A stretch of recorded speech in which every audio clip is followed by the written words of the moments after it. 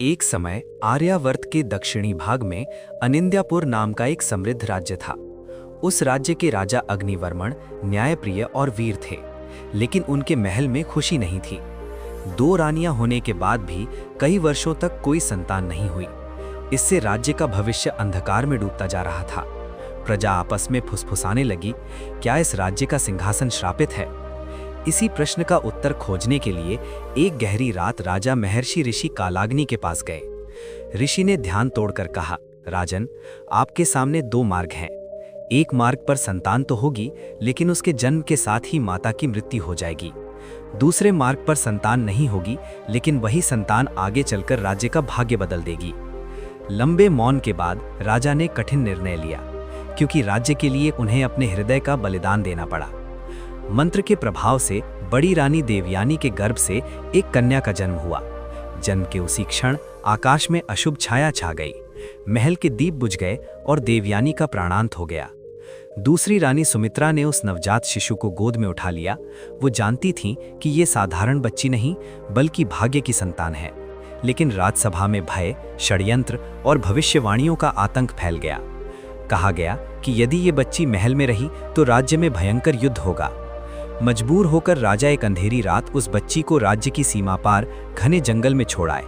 जाने से पहले ऋषि कालाग्नि ने एक विशाल वृक्ष के तने पर एक रहस्यमय चिन्ह बनाकर कहा, जिस दिन ये चिन्ह जलेगा उस दिन सत्य स्वयं लौट आएगा। अगली सुबह उसी जंगल में लकड़ी काटने आए एक गरीब लकड़हारे धरणी ले बच्चे के रोने की आवाज सुनी।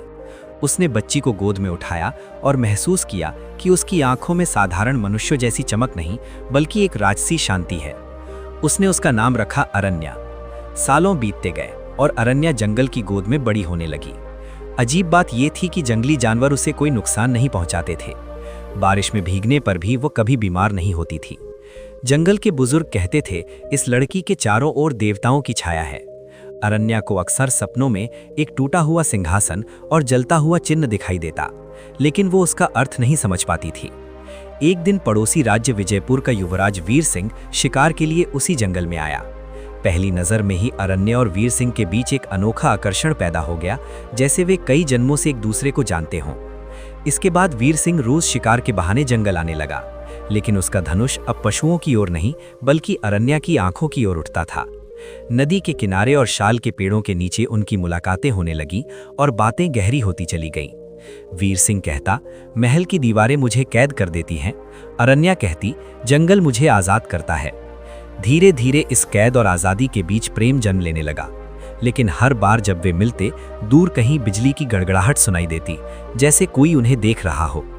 जब वीर सिंह ने अपने पिता से विवाह की बात की तो विजयपुर के राजा क्रोधित हो गए। एक अज्ञात वंश की वन कन्या को राजबहू मानने से उन्होंने इनकार कर दिया।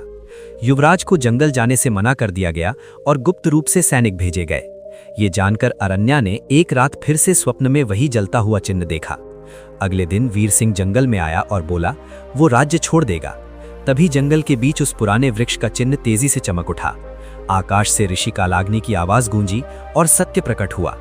अरण्या ही अनिंद्यपुर की खोई हुई राजकुमारी है, जिसका जन्म राज्य को बचाने के लिए बलिदान किया गया था। सच जानकर राजा अग्निवर्मण दौड़ते हुए जंगल आए।